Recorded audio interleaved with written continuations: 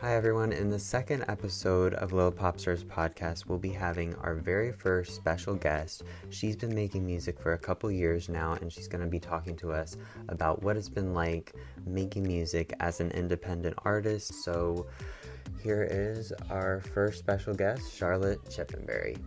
I'm so excited. It's so cool that you both found my music and that you even know Luke.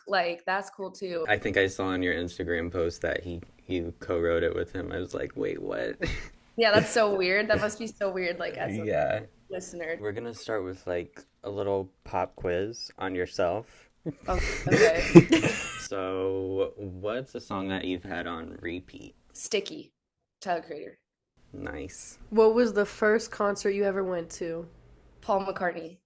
What's your favorite album this year? Hit Me Hard and Soft, Behind You. Nice. Fire. Favorite songs this year? The Greatest. Shoot. That's all I can think of right now off the top of my head. Because I'm literally listening to Tyler's album right now on repeat. What's the first Frank Ocean song that comes to mind?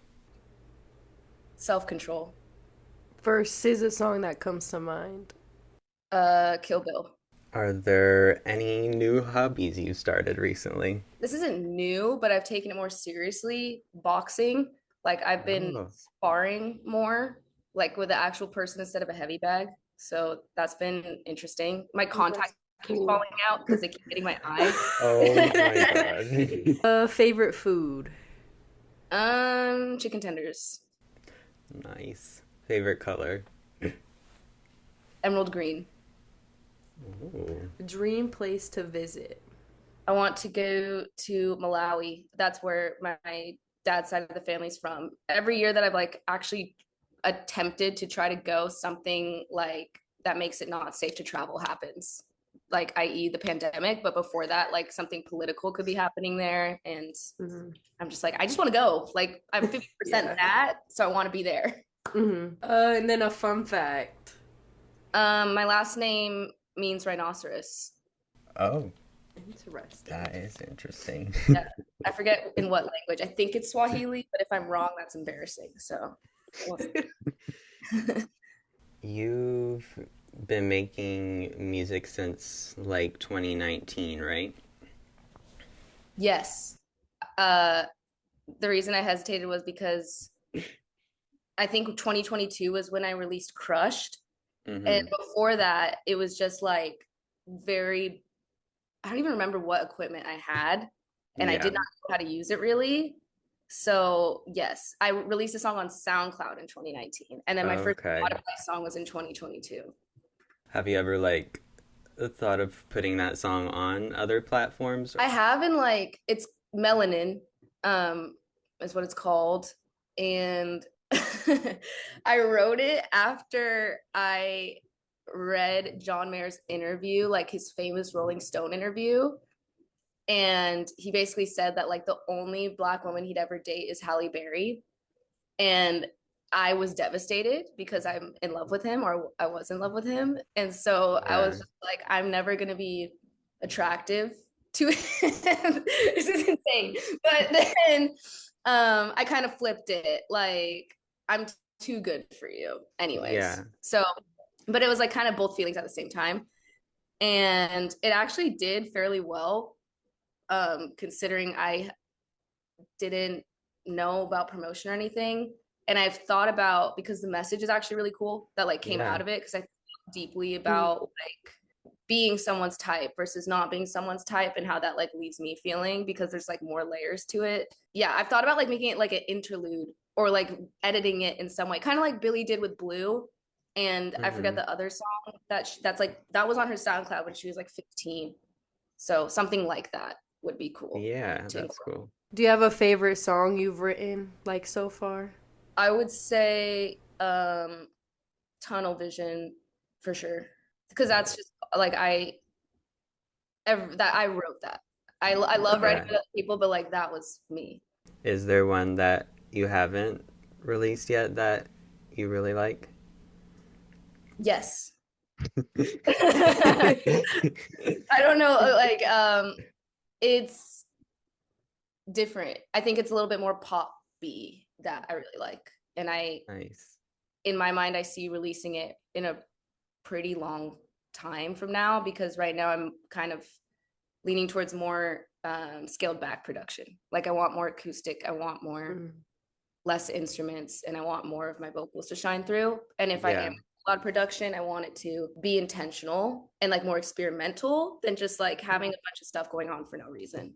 Yeah, that makes sense. With like the music that you've released so far, are there any artists in particular that you take a lot of inspiration from? Halloween was interesting, like writing wise. So I came to Luke with the first verse and chorus, but the words were all in different orders. Like he was like, I listened to your voice memo and like this makes more sense to start with I'm gonna build a time machine, versus I think originally I talked about Halloween like the first line or something. He brought so much. Like he took it to a way cooler place than it was originally. But anyways, at the time I was learning Ghost Town on the guitar by, I don't know what we call him now, Yay. And the like, and nothing hurts anymore, I feel kind of free, was inspiring me a lot. And then that's like kind of where the what if we made out on Halloween came from. Yeah. And then Ivy by Frank Ocean, like I liked the repetitiveness of I thought that I was dreaming when you said you loved me, was kind of like the equivalent of, but what if we made out on Halloween? Like that's gonna repeat and like start over the thought process. So those are like two very specific influences on that song. Other songs that are out, Sad Addict is very Billy inspired. And Tunnel Vision was Tyler the Creator inspired, because I originally wrote it to a Tyler the Creator beat, like just a random one on the internet. It sounds absolutely nothing like the song. And I was just pretending to be Tyler. Like I would never say those words. Like brown on brown skin, you're a dog, just want a bone. Like I was like, all right, don't know where that came from, but I like it. Yeah, sounds good. Thanks. Yeah, this sounds cool, and he makes things sound cool, and so like I think it's fun to just pretend to be someone else when you're writing sometimes. So going off that, what's kind of like your songwriting like process? It seriously varies. Right now, I'm trying to do something new, which is actually finish the thought. Like usually I go to the piano or the guitar. My guitar knowledge is super, super basic. So like the songs that come out of that are usually actually more like pure. And I kind of like that. Piano is where I kind of get more R&B with it, because I like a lot of chords. So basically just like I lay a chord progression, and if I like it, words will just start coming out. Like a melody will start coming out. And then I record on my phone and listen back. I'm like, all right, I like that. I like that, didn't like that. And then just keep going. But a lot of times I'll leave. Like, I'm like, all right, I don't have anything else. Instead of just like pushing and being like, no, like the inspiration's coming right now. You intentionally sat down to write, like finish the thought. So when you like get to a studio to when it starts being produced, is usually most of it written by then? Yes. I'm trying to think of a time it wasn't. It would be like super minor edits. Yeah. Usually where like I'll be like, does this word sound better or this word? Like here. As I'm trying to remember what Wilson, he was one who produced Sad Addict. He said there's like I should repeat that twice instead of just going into a phrase, like something just as little as that. I'm like, okay, yeah, no, I agree. That sounds better to someone else. It's like proofreading.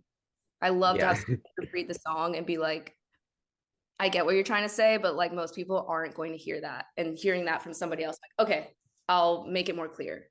When you're writing a song like by yourself, how is that process kind of different from when you're writing it with someone? I think it tends to be weirder.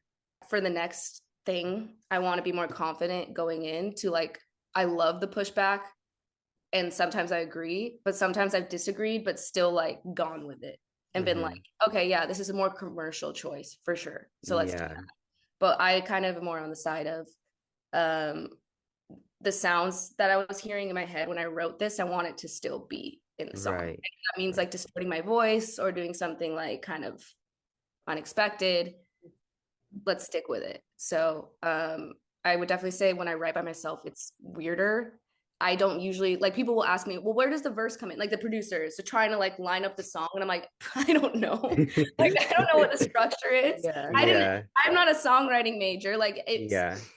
usually it has a structure, but like sometimes it doesn't. And I think that's more of a SZA influence, because her songs, like, what's that song? Supermodel makes no sense for a lot of it. I'm like, what are we talking about here? And then when I found out that she was just freestyling, and it's just like a thought, like literally just like her rambling. I was like, that makes a lot of sense, but it sounds really good. Like, do I really care that? Like, I get the message. She got a message across, but also like it wasn't like this perfectly tied up song.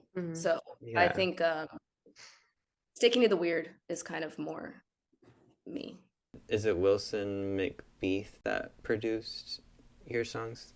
Yes, he did Sad Addict, I'm Not Having Fun. I'm like, what songs do I even have out?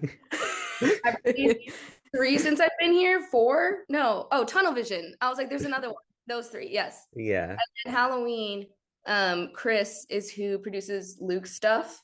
And I was like, oh, cool. Like, this is a more like, I don't know how to describe Chris's production. His process was super cool. Both of them, like, absolutely love both of those guys. Like, they're such good producers, but they're different. Like, they work differently. And that was really cool to experience. Something new, because Wilson and I have our flow. And so I was being challenged to really think about what I wanted out of the song.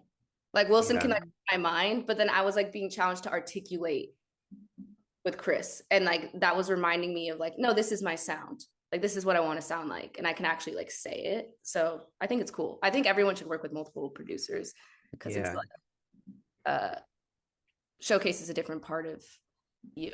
It's interesting now that you mentioned you had different producers, because Halloween does sound so different from some of your other songs. But then also, like, Tunnel Vision does sound a lot different too.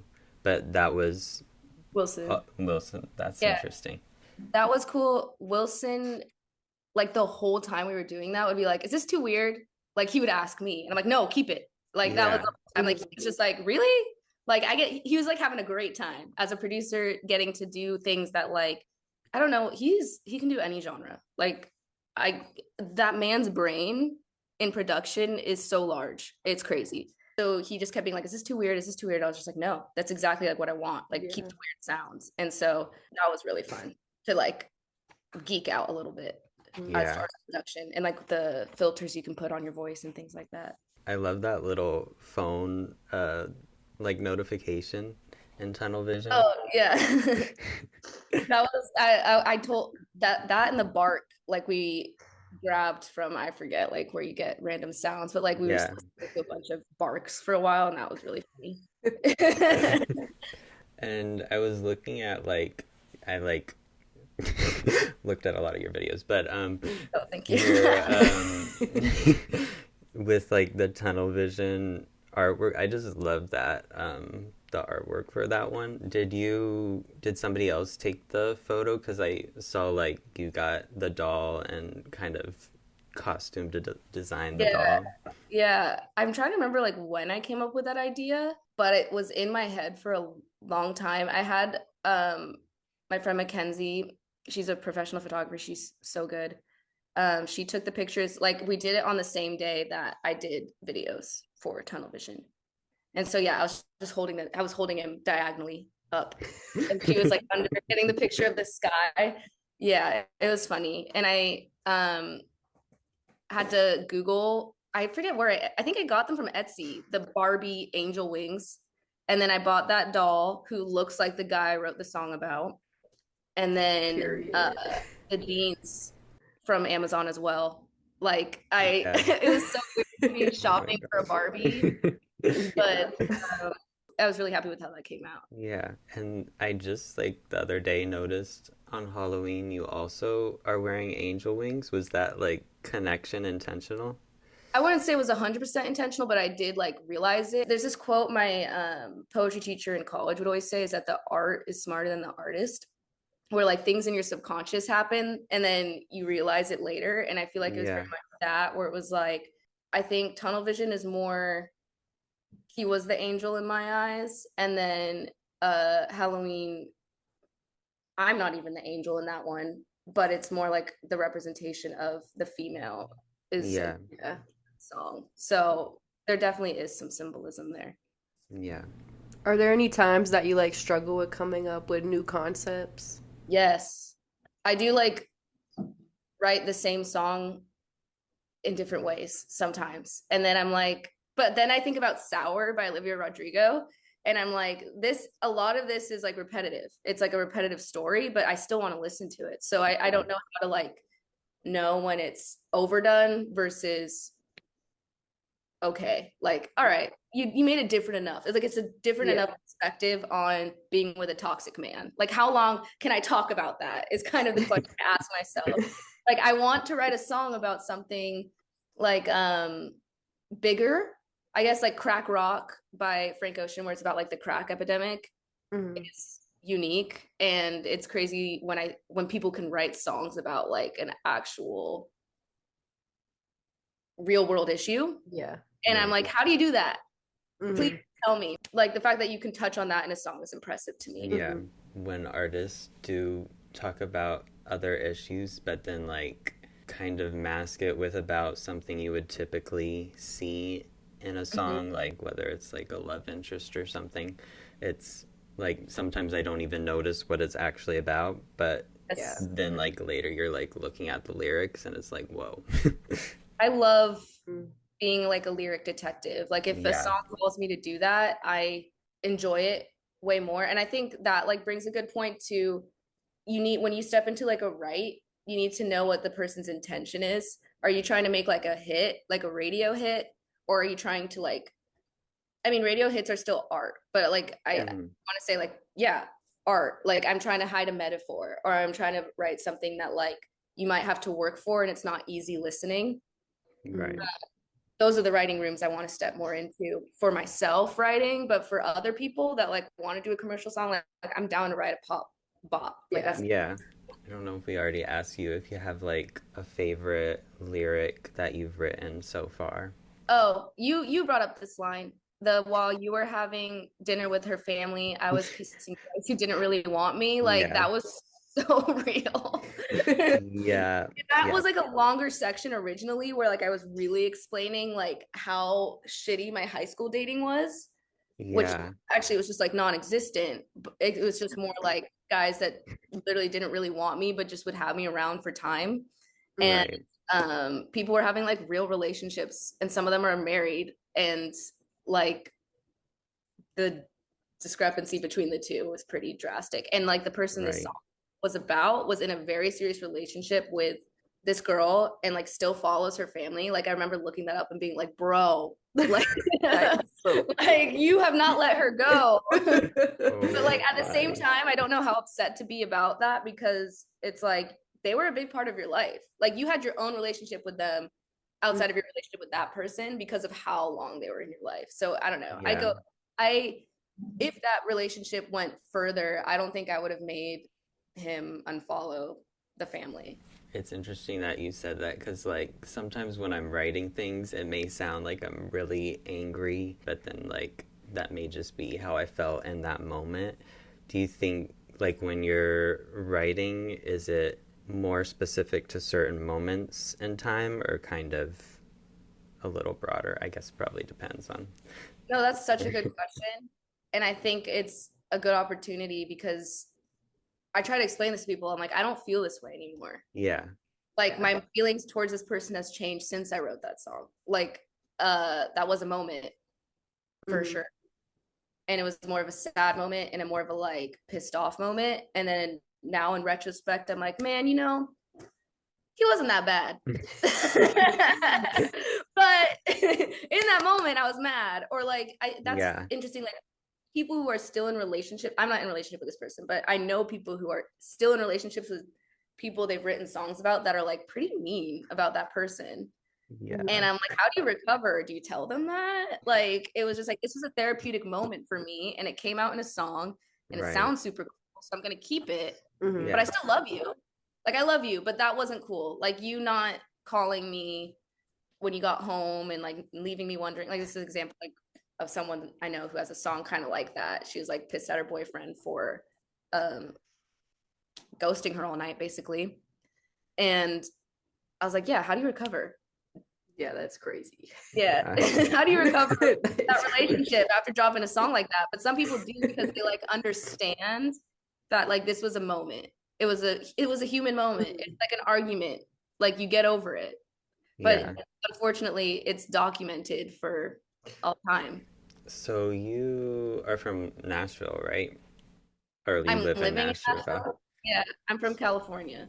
Were you like making music when you were in California, or did that start when you went to Nashville? Crushed came out while I was still in college, and I went to college in Santa Barbara. So, um, yeah, I started in high school, so I was still in California. Because I assume Nashville is very like country.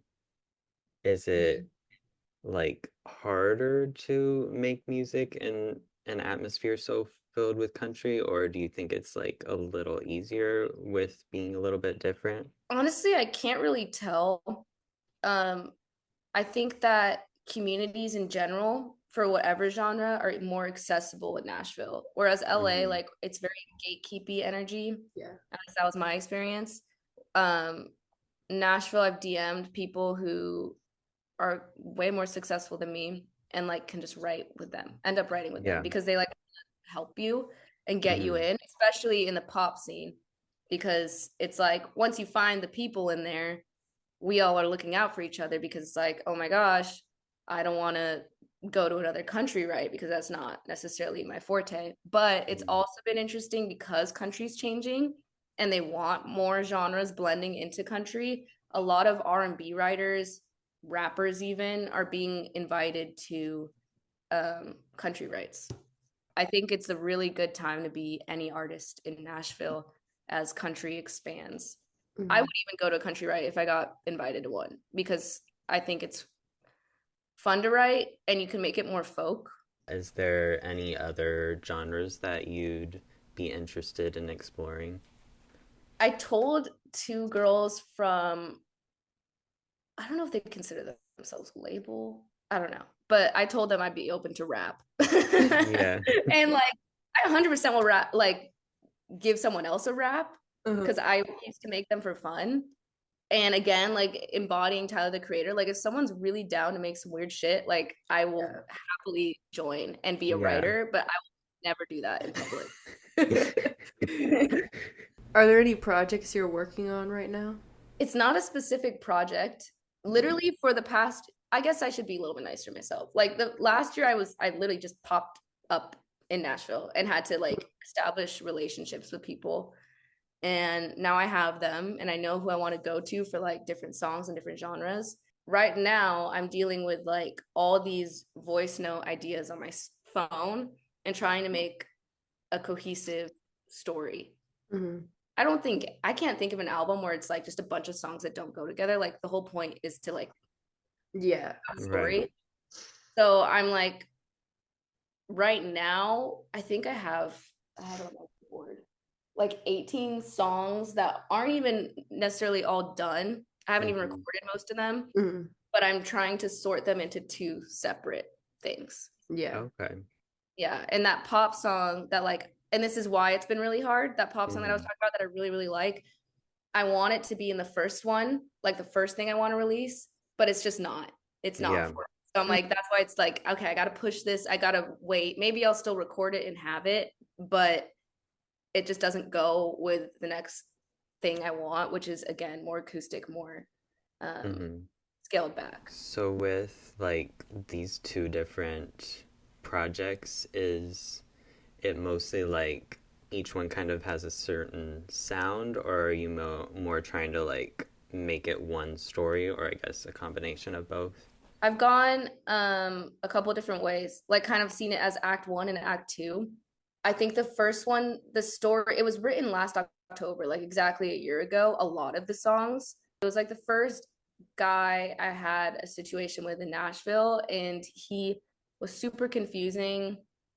Like, I knew he liked me, but I didn't know how much. And then he got really distant, and then I called him out on it. And then he soft launched with his girlfriend that he's still with. And I was like, oh, no. that's why this was so confusing. You had a woman, and like, that really messed me up.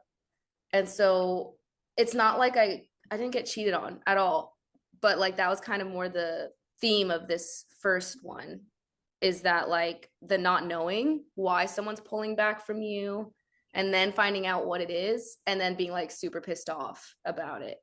That's kind of that section. And there's, I think, like 3 songs when we were talking about like, is it hard to come up with new concepts? That's where I was like, these 3 go together. Like, they need to be, when you listen, like they need to be boom, boom, boom, because they're kind of in the same vein of, I wanted to confess my feelings to him so badly, and I couldn't.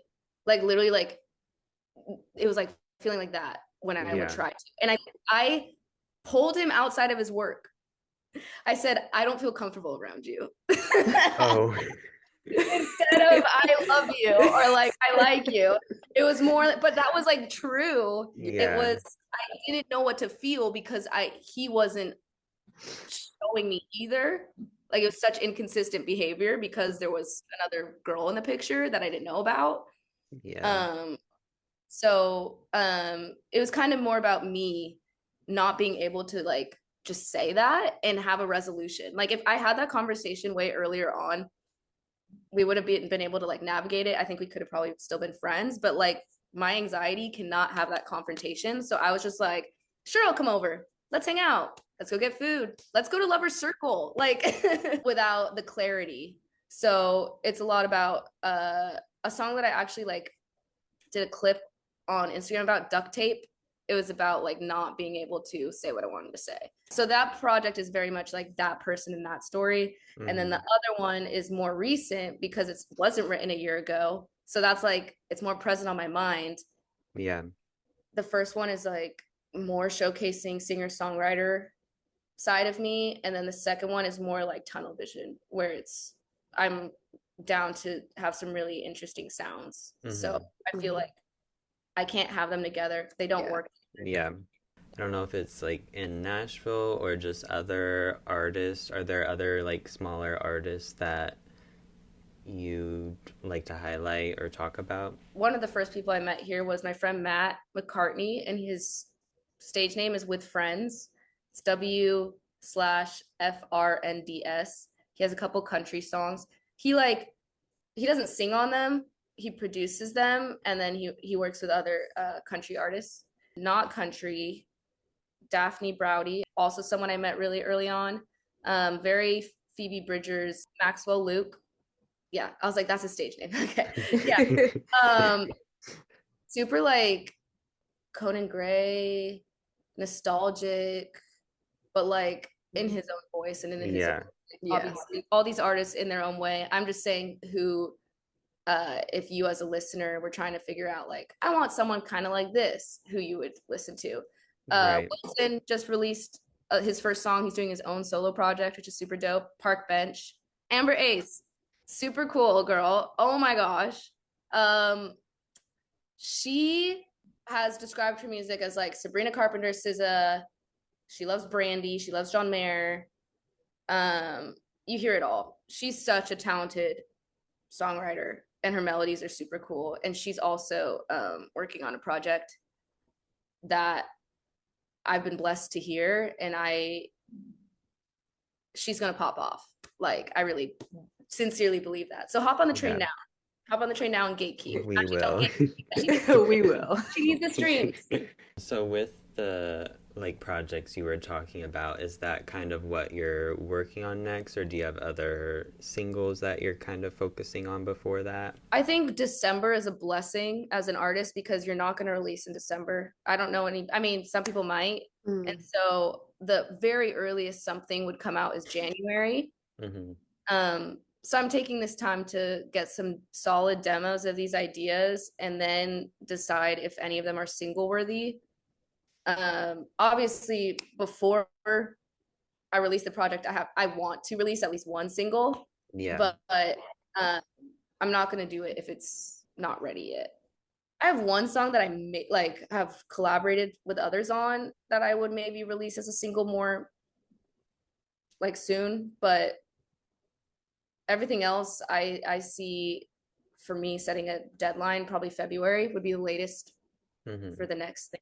And so, with the songs that you've released so far, are you thinking any of those would be part of the other projects, or are they kind of their own thing? The only song I would maybe consider is Tunnel Vision. The only reason I hesitate is because I don't know what the other songs sound like. I don't know if they would Hmm. sound good together. Yeah, So that makes Yeah. sense. when I do make these songs, I want to like not fully finish them until the very, very end and like Yeah. go back and make sure they flow. So probably not, which is Hmm. why I like hesitate to do singles sometimes is because of like that potential. Yeah. It's Mhm. what if I like this song so much, but I also have all these other songs that don't sound like it, and now I can't like edit it. I've thought about doing like Tunnel Vision EP version in parentheses. Hmm. Like I don't know. Um, but it's not necessary. Like I think it can live on its own. Yeah. Mhm. And earlier you were kind of talking about like being a lyric detective, kind of. And I think I wanted to like talk about certain lyrics from Sad Addict, but then I just found myself being like, oh, this one, like the whole thing. Like, Yeah. so, because it's like such a very visual story that you're telling through those lyrics, and then it also just kind of really hits with that chorus. Is that like a story? Like, is that an actual story of your life, or is that something you kind of made up? It's a real story. And I posted probably like a 3 minute long story on my Instagram when it happened. So everyone that was around me at that time knew what happened. Yeah. Um, what was the timeline here? I wasn't fully moved to Nashville and I was still on dating apps. I'm only on one right now. But um, I met this guy and I really liked him. He and I were like talking nonstop, and then he stopped really weird in the middle of a great conversation. And then he told me later that in person, because at that point I was still in California, kind of, he met a girl at a bar and he was like going on dates with her. And so he's like, "You're not here yet. So sorry." And I was Wow. pissed. But I also was like, I mean, okay. Like we hadn't met up yet at that point. Yeah. And when I moved here, I was on Bumble and he came up and then we reconnected and he said like I thought about reaching out, but I thought like he's like obviously that didn't work out with that girl. Wish I didn't do that. Like let's start over. And I was okay with that. I don't think I would be now, but that was me a year ago. And we went out. It was a great date. And then he got weird again and then he like just said like I didn't feel it or whatever. And I was like, okay. Flash forward like maybe a month or two later, I go to the championship game with Messi at Nashville Soccer Club. And I Mhm. went by myself. Like I am obsessed. My dog's name is Messi. So I was so stoked to go to the game.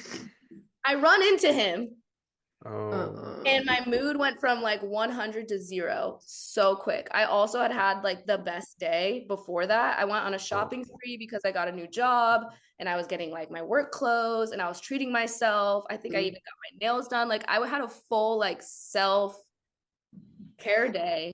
And then I went to this game and I was like, this is literally the best day of my life. And then I ran into him. Well, first I ran into his dad and I knew it was his dad because I Oh. stopped Facebook. And then I didn't see him, but I was like, oh, he's here. And then that gave me anxiety. And then I ran into him. And I was just so mad that I didn't just like let it go earlier on when he had ghosted me the first time because I would have probably like not stalked his dad on Facebook and had feelings and know all these Yeah. people at this game that I wanted to just have my full attention to. And I was like Yeah. taken out. I was taken out of the game and I was pissed off at myself for being taken out of such a cool moment. I was like, why am I letting him ruin this for me. I didn't want to give him that credit, but I was also like, this is 100% my fault. Like, I shouldn't have tolerated that behavior. And when I do tolerate that behavior and choose to do so, it is like self-harm in my mind. Like, so that's where I was just like, clearly I like must kind of like this if I continue to entertain this pattern or this type of person. And so that's where like Sad Addict came in, was just like, why is this who I go after? This is my own fault. Taking accountability. Is that kind of the sort of way you like to write, based off of specific stories, or does it just kind of vary? I think it's really hard for me to just pull something out of thin air. Like, usually a song that will be finished in one sitting is from like, I come home from a situation and then I write, and like it all comes out in that moment. When I have to recall things, or if I'm writing with someone else, I'm like trying to step into their shoes for the situation, I do definitely have like a harder time.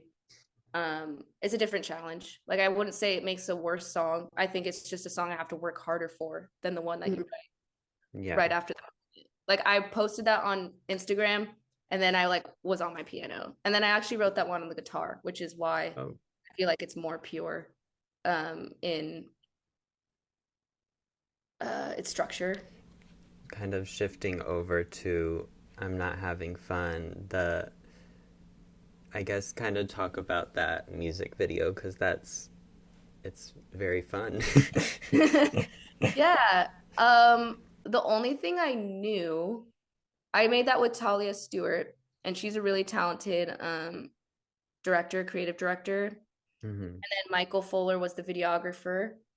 She, as a creative director, you send like the different looks, like inspo, and we definitely wanted like a trad wife moment, because it was like, I'm not having fun being this person or this type of woman for you in that relationship. And then that's why I like blended a bunch of Kens in a blender. That was my idea. That was like literally before she said anything. I was like, that's all I know I want out of this music video. At some point, I'm putting Kens in a blender. And that is 100% like, that is an intentional connection from tunnel vision, as far as like, I'm so done with this. Yeah, how do you like explain the irony of that? Like, I'm not having fun with you, but I'm having fun now that I'm done, I think is, I guess, how I would set it up. Yeah. It's also interesting how I don't know if this was intentional, but with those Kens in the blender, and then having that one of the dolls as the picture in tunnel vision, were you kind of putting him in the blender? I'm trying to remember if I did. I kind of think he should have been in there if he wasn't, but I kind of think I kept him intact in case for some reason I wanted to use it again. Or like, I kind of have like an attachment to it now. So I don't think he was in the blender, but he should have been. When you like worked on that music video, because I guess you've had some other videos, is that kind of a cool way to bring your songs like to life visually? Yes. When a lot of times when I write, I see the song like in a movie or a music video. Like, I see it while I write it, and that was that song for sure. But also the songs I have been writing, I also like see the visuals. It's also way out of my comfort zone. Like, I really don't know. My mom was there the whole day, and she was saying, I think you were so successful because you were so tired. I was jet lagged because I think I'd only been back from Japan for a couple days. And so I was super jet lagged, and I wasn't thinking. Like, if my brain is fully operating, I'm anxious and I'm thinking, but I was too tired to care. And I was able to just kind of embody it in full send. If I wasn't in that state, I don't know what that video would have been like. So it was very much a blessing to be so tired and not in my head. was it kind of the job of the creative director to get like, because all the like costumes and the settings are also colorful. Was that something you were kind of involved with talking to them about? Yeah. She found the location, which is super cool. And the lemons were fully like a happy, not accident, but just like circumstance when Yeah. she went outside in the backyard. She's like, there's all these lemons and like we have the yellow look. And I was like, sweet. And so they like staged that and it looked really cool. But yeah, like she sent me inspiration pics and then we both worked together. Like she had a lot of things in her closet already. And then she bought a lot of the things for me. I would say a look I maybe strayed a little bit from what originally was the inspiration was probably my bikini. I don't remember what it was. It was kind of more like a soft glam, like espresso. Sabrina Carpenter was the kind of mood board vibe, and then I was like, no, I'm Shark Evans. Yeah. I think that's about it. But everything else, Yeah. like, she really nailed it and nailed like my vibe, my aesthetic. Yeah. One of them at least, yeah. I was just thinking about Sad Addict. You also have that acoustic version that you release. Is there, I know that song's kind of extra sad. Is there any other reasons besides just like making it a little more emotional in that acoustic version that you decided to share that one too? I wanted listeners to hear my voice a little bit more. Mm-hmm. I love the original version. I think they serve two different purposes. I think so too. It almost sounds like two completely different songs. Mm-hmm.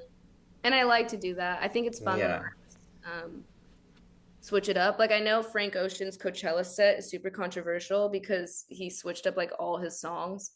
But I think as an artist, especially him, who's had those two albums out for like however many years, I'm sure it gets kind of old to sing it the same way over and over again. And so that was what he had been picking up and he was sharing with people. And they were like, yo, I wanted you to just sing this straight, like how I hear it every time I listen to it on my Spotify.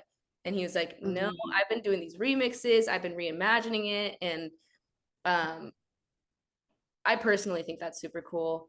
I know some people just want to hear the song. And so I was like, it's there if you want, but also this is how I wrote it in my room when I was crying. So yeah. Right. Are you interested in performing live as well, or have you already? I have pretty bad stage fright, and I 100% need to get my behind on a stage more often. Like it's ridiculous. But I also like didn't have, so in Nashville we have writers rounds and you need 3 to 4 songs. You also usually bring a guitar, and it's not good enough to accompany myself at the guitar. So I would need to have a friend help me out, which isn't a big deal. I would love to be somewhere that I could play the piano, which there are a few rounds that I could do that. And now that I have 3 to 4 songs, that's possible. Before, the one time I did do it, I sang 2 songs that I'm probably never going to do anything with. Because that happens a lot at writers rounds. They're like just testing songs out and how they sound. But yeah, now I would feel more comfortable doing those and performing live. Yeah. Ideally, after a full project is out, I feel like I'd feel a lot more confident, especially with these songs that are like mainly piano or I wrote on the piano. I would feel pretty confident performing as if no one was there.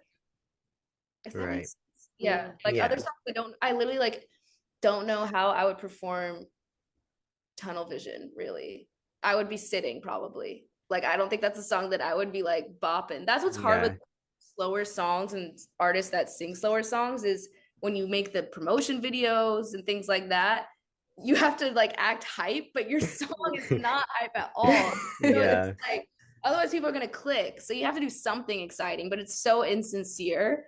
And I just want to feel super sincere when I'm on stage. At the writers round, what are you like necessarily doing? Is it like other writers are like pretty much sharing their songs and then you guys kind of like collaborate? It's so they have like usually 3 to 4 artists on stage, Mm. and each one sings a song, and then they do it 3 times, like around. Uh-huh. Yeah. And sometimes they're like thematic, where it'll be a pop writers round. Mm. Or the one I did, it was all country, and then I was the only different genre. Mm. Sometimes there'll be like a producer and the artist, and they'll both be doing a writers round, which is interesting. That's one I've seen where like a guy who produced a bunch of people's songs had all of his artists, not his artists, but all of the artists on stage with him, and then he also had his own songs. So it was a very like similar sound. Yeah. Nice. Yeah. That's so cool. Anything else you'd like to share? Yeah, I guess I would say this past week has been the time where I've been a little bit more doubtful of myself as far as, is this the right path? Because no one tells you this. I feel like that dreams can cost a lot of money and a lot of sacrifice of creative dreams in particular, of a more textbook plan. Like I could go to law school and I could know the salary that I'm going to make. When you choose to do music, it's smart to have a more flexible job that allows you to go to rights when you're called to them, and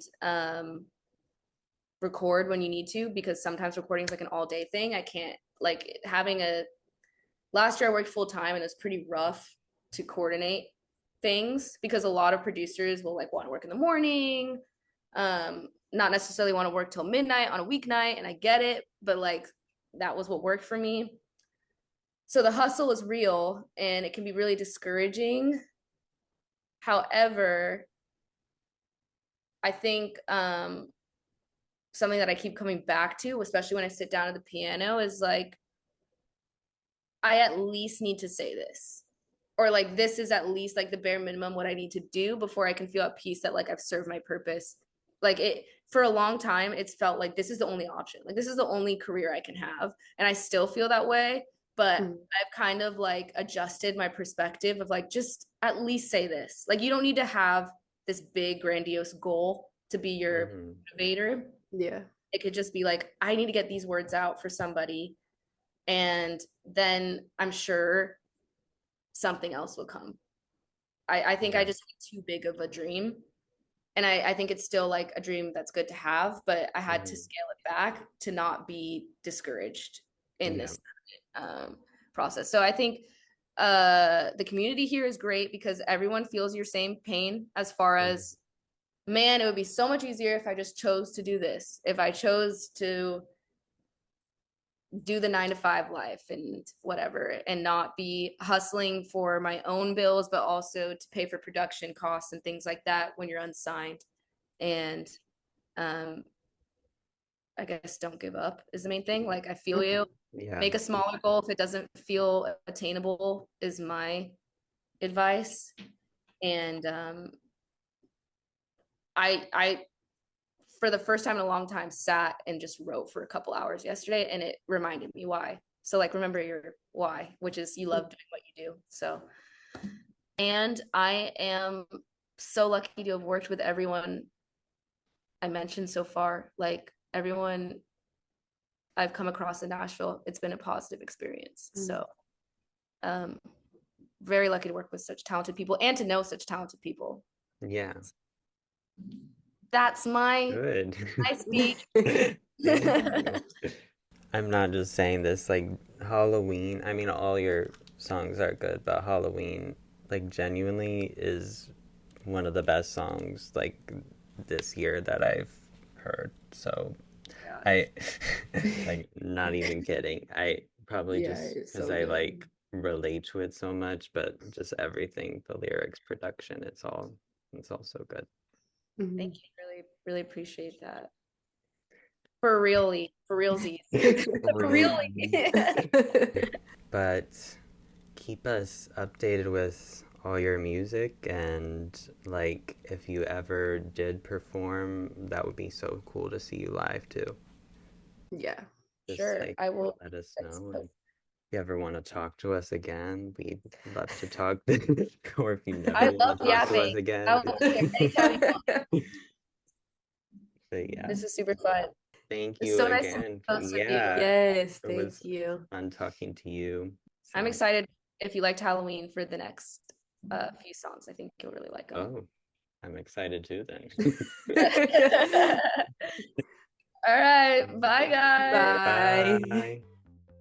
Thank you everyone so much for listening to our second episode of Lil Pop Stars Podcast. Make sure you check out Charlotte's music wherever you stream music and follow her journey as she continues to make more projects. And we will see you all on the next episode. Thanks for listening and watching.